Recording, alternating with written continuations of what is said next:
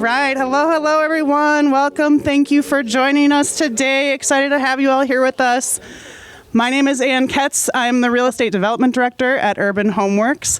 I have the honor and privilege of starting us off today and introducing you to the amazing Lena Gardner, Executive Director of Black Lives of Unitarian Universalism, aka BLUU, and also the owner and brainchild behind this cooperative ownership project that we are all here to celebrate today. And I'm also at the same time in partnership introducing Asali Sol Young, the Executive Director of Urban Homeworks. Woo! Lena and Asali Sol are going to tell us how this project idea started and the partnership developed. And so please, one more time, give it up for Lena and Asali Sol. Thank you so much, Anne. All right. In the past, my work toward Black and collective liberation was focused on public safety, specifically on dismantling our violent policing system. I myself was focused on disrupting and trying to destroy policies that disproportionately endanger and oppress Black life and ultimately all human life. That work was depleting and exhausting. That work certainly isn't over, and that work is vitally important now as it ever was. I am grateful that others have picked up that torch as I have exchanged it for something else. I knew I needed to shift to something that was about building, supporting, and connecting people. In a very real way, this project is about abolition. We are reminded by Ruth Wilson Gilmore, abolition is about the presence, not absence. It's about building life-affirming institutions. I want to build life-affirming institutions to connect people to each other, to community, and to love more deeply and tangibly. Connection and liberation is at the core of why I helped to co-found the Black Lives of Unitarian Universalism, or BLUU, in the first place. Our BLUU community understands that all humans are caught in an inescapable network of mutuality tied in a single garment of destiny. We also know that we who would be free themselves must strike the blow. It was swimming in both these waters of self-determination and interdependent mutuality that this cooperative dream began. So I dove into the deep end, and holy smokes, true to my nature, did I ever dive headfirst into making that shift from dismantling towards creation with every fiber of my being. In all areas of my life, I grew and birthed a human baby, and right alongside gestating and growing my now 4.5-year-old, this cooperative housing project also began. And we have been meticulously, diligently, and with careful, loving attention, fleshing out this vision ever since. This housing cooperative may not take breaths like we do, but it is an entity that we are birthing together. A container, a structure on paper and in real life that will be a place of connection, stability, and love for Black and Indigenous single parents. This project started out of a place of yearning, out of a place of my own lived experiences as a mixed race, Black, Indigenous, and white single mother living through a global pandemic and out of the isolation that comes from living in late stage capitalism. This project started by seeing the threads of connection between public safety and the difference a stable and affordable home can make in creating safer communities, more connected and supported families. This project is about helping families face the turbulence of the world together. This world was created by human hands, and we can create something different with our own human hands. So to put my hands, my heart, and my mind toward building and creating this cooperative has been one of the greatest honors of my life. The project we are here to celebrate the groundbreaking on today is just the beginning of the cooperative. BLUU owns 8 lots, including this one, and we hope to grow the cooperative by building 2 to 3 units on each site, following the completion of this pilot project. The inaugural cooperative owner members will essentially purchase a 4-bedroom, 2.5 bath, new construction home for $196,000. This is quite a feat with a construction price tag of about $420,000 per unit. We are only able to do this through the Minneapolis Homes Affordability Gap subsidies, and this isn't happening anywhere else in the country. This is a time to celebrate, and it's only the beginning because we still have 7 sites to go. But even to come this far is an accomplishment that I want to celebrate and express gratitude. So I want to thank you to everyone who said yes to this project, who said yes, that this is a vision worth building, thank you, worth dreaming into being. Thank you to Minneapolis Homes program at the City of Minneapolis for saying yes to this vision, for investing time, money, energy, resources, and faith in this project. To LISC for being an early believer, an early funder, and an early ambassador for this vision of a beloved community. To Urban Homeworks for saying yes to this tiny, scrappy group of Black Unitarian Universalists that no one has ever heard of. For embracing this project wholeheartedly with enthusiasm and stalwart support. Thank you to Greater Minnesota Housing Fund and Wells Fargo for helping to rally the financial resources to help us actually physically build the structures and the walls of our cooperative. Thank you to every Unitarian Universalist congregation, minister, and individual for giving and giving and giving some more. Particularly, I want to call out a thank you to First Universalist Church of Minneapolis, Unity Unitarian Church, and White Bear Unitarian Universalist Church. Yes, we can give it up for those churches, absolutely. Thank you to our BLUU Housing Council for helping advise and guide the board in making hard decisions. Thank you to Shared Capital for providing consulting and guidance in the modeling of the cooperative so we know that we're moving with the best practices and that our cooperative will be set up for success. Thank you to our attorneys who have been in the trenches with us and signed on to this project pro bono. Yes. And we thank our general contractors, Amani Construction, who have taken this leap with us and have done a tremendous job navigating the complexity of a publicly funded project. Thank you to our architect team, designed by Mello, for believing with us that families that don't make a ton of money still deserve beautiful, dignified housing. Yes. Thank you to the nationwide BLUU community who believes in this project and dreams with us about how to do this in other cities.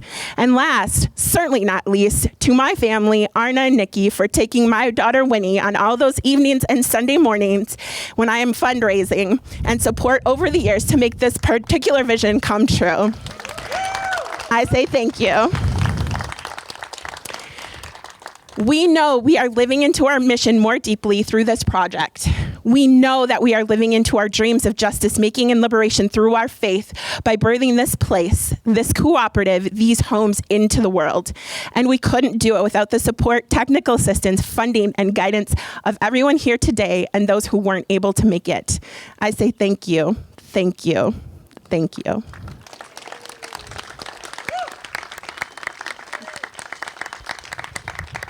And now a word from Lasali Soul. A word from our sponsors. All right.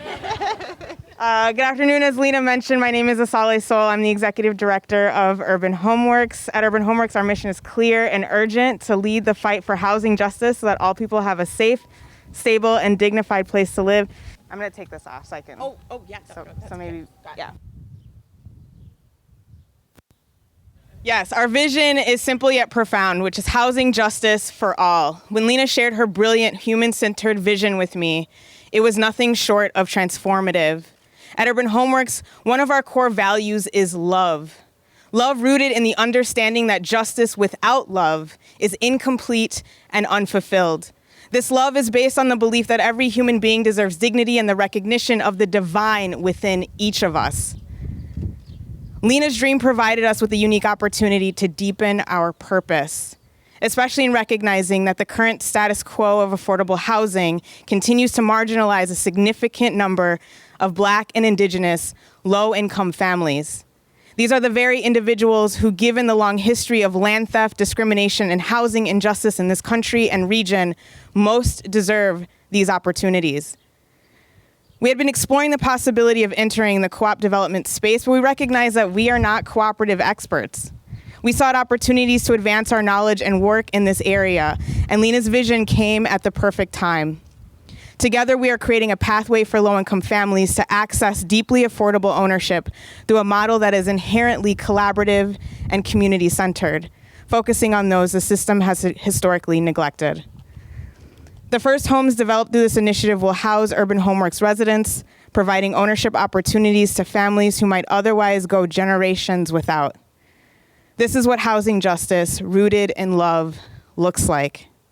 We are deeply grateful to the city of Minneapolis for believing in this dream, and to advocates like Roxanne Kimball, who you'll hear from shortly, for their relentless support. We also extend our thanks to Gretchen and Lisk for their ongoing partnership and steadfast belief in radical projects just like this one. Jeremiah Ellison, our Ward 5 City Council person, has also been a determined supporter of this work. I don't know where you are, but I know that you're here. Thank you, Jeremiah. We are proud to partner with BLUU as a housing mentor, development and fundraising ally, and education collaborator. We are excited that our residents will be the first to benefit from this incredible initiative and will help shape its future. Finally, a special thank you, and I want to say this is probably from both Lena and I, a special thank you to Anthony Taylor from the Cultural Wellness Center, whose support and connections have been invaluable. Anthony is not here today, but his capacity to connect and support is vast, and we're deeply grateful for his belief in this project and in us. Thank you once again, Lena, for your vision and for inviting us to join you in making it a reality. Together, we are moving closer to a world where housing justice is not just a vision, but a lived reality for everyone. Thank you. Roxanne Kimball. All right. I'm so glad to be here today. I'm Roxanne Young Kimball. I'm the manager of residential real estate development services at the city of Minneapolis, which is a big mouthful, but it means that I oversee our homeownership programs. Lena, I remember when I attended the Urban Homeworks conference before the pandemic, when you were pregnant, and you first spoke about your vision for this cooperative. Getting here today has been a long journey of learning and growing and pushing and movement building. I want to start with a quote by one of my favorite theorists, Bell Hooks. Solidarity is not the same as support. To experience solidarity, we must have a community of interests, shared beliefs, and goals around which to unite. Support can be occasional, it can be given and just as easily withdrawn. Solidarity requires sustained, ongoing commitment. This cooperative and what Lena is working to build is about a community of solidarity, a community of people who look out for each other, are committed to the North Side, and envision a future with attainable, sustainable housing. It has been a privilege to work in solidarity with you, to see this cooperative come to life. It represents our values in the Minneapolis Homes program, that community members have the answers for the future we need to build, and that when community works together, we can achieve our dreams.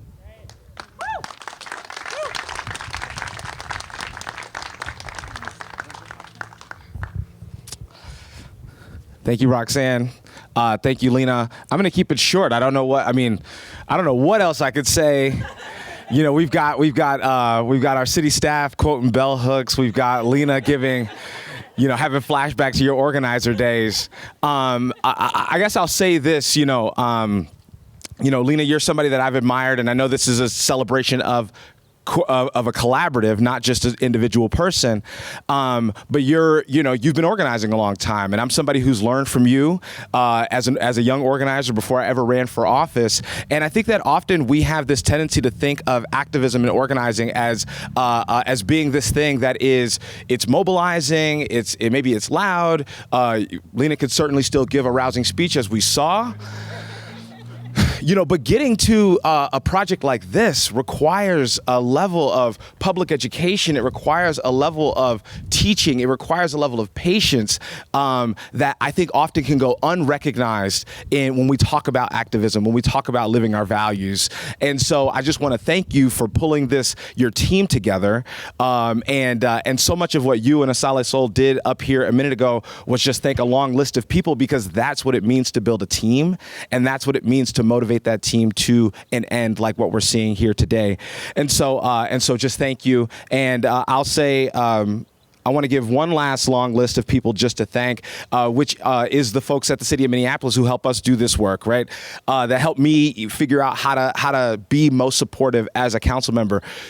city electeds, we're community advocates, right? We're basically sort of, we're selected to go do that. But we rely on subject matter experts, people who actually know the nuts and bolts of what it takes to get something from an empty lot. And so just again, if we could just give one more thanks to Roxanne Kimball. And your team, can your team raise their hands? Actually, I know I saw a few folks. All right. Well, thank you. We give it up for the city. So, again, thank you so much. I'm happy to be supportive of this work. This is one lot out of the 8, out of hopefully 20, 30 to come. And again, I'm happy to be a part of it, just play a small role in getting this to this point. So thank you all.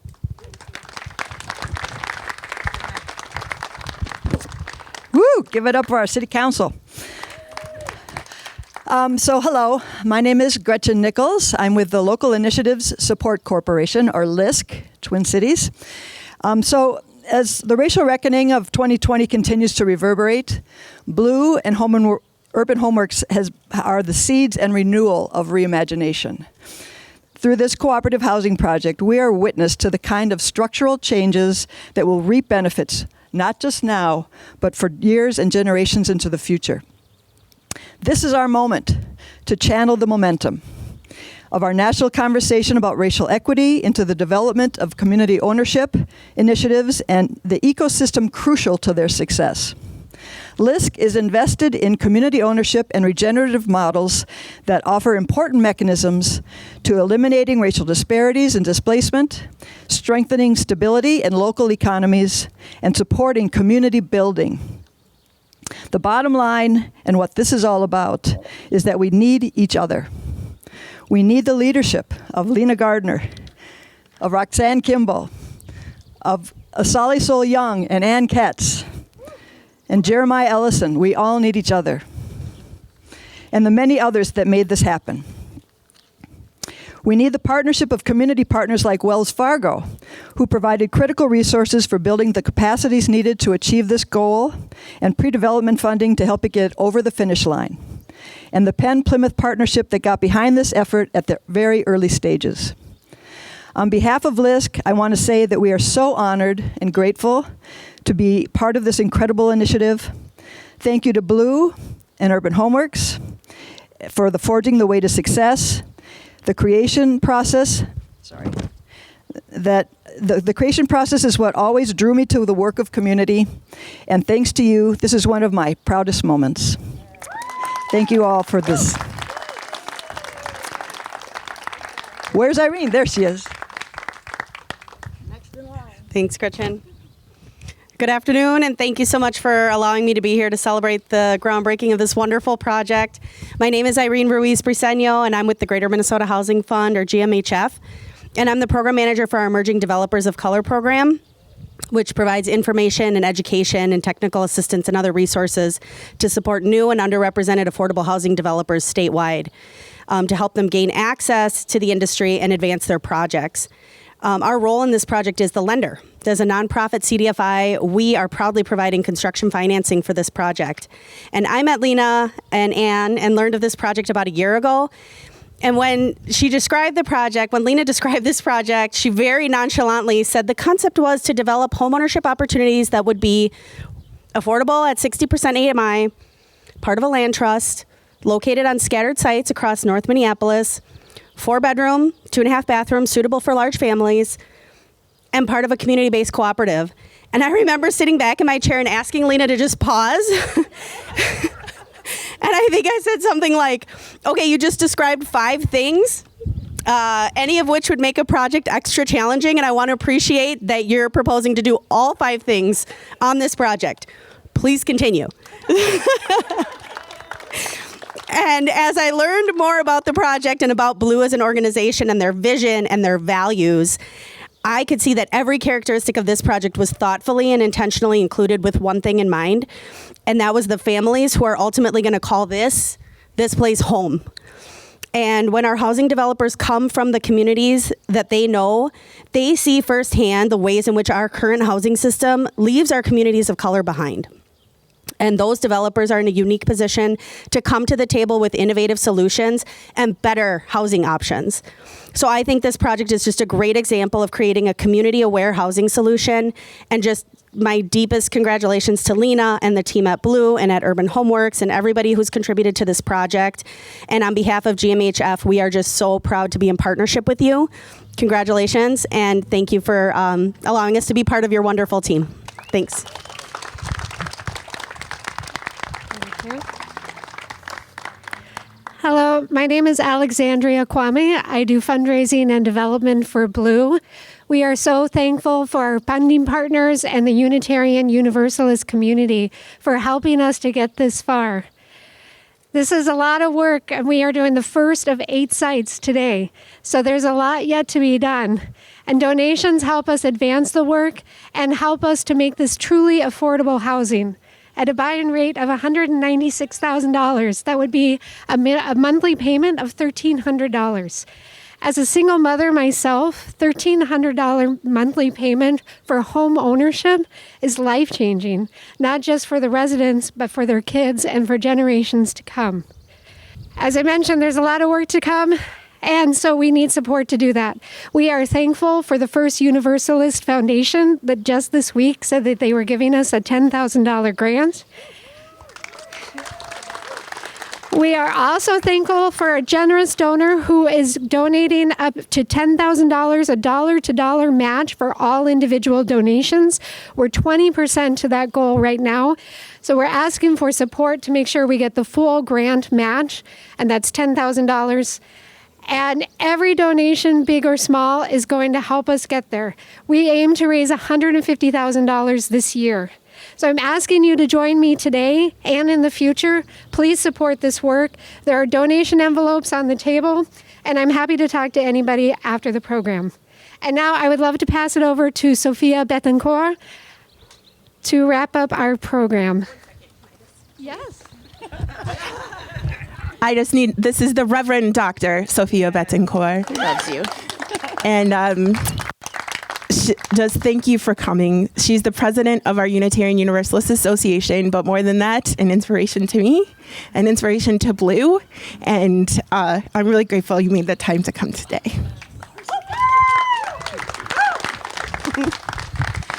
Oh, thank you, beloveds. Thank you for being here. I have the privilege of blessing this space, which I cannot do without you. But before I do that, I want to say that Unitarian Universalism, I think, first passed its first business resolution around just and accessible and equitable housing in the early 80s. This is a value of our faith and has been for a very long time. And BLUU has made that an embodied practice, which is different than holding a value in common cause. Part of what we're witnessing today is literally putting our values to work in the world, and that cannot be done alone. So I'm going to ask you, if you are a praying person, please pray with me. If you're not, I would just ask you to open your heart to the possibility and the blessing and the meaning-making of a project like this. God of many names and one abundant love that centers us in the work for justice. In this space, on ground that is itself by definition holy, we come with gratitude, with thanks, and with this collective well-being, investment, possibility. We ask that you bless the hands and hearts and spirits and will of our organizers.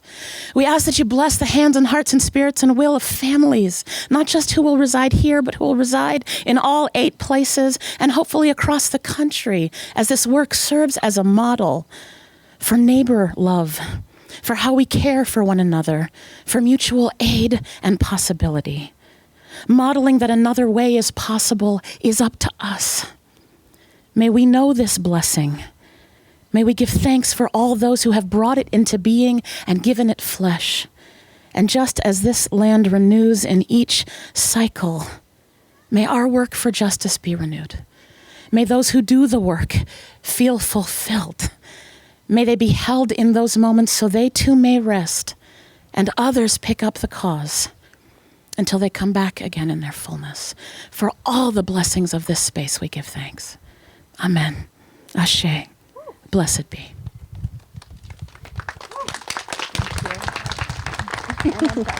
Thank you.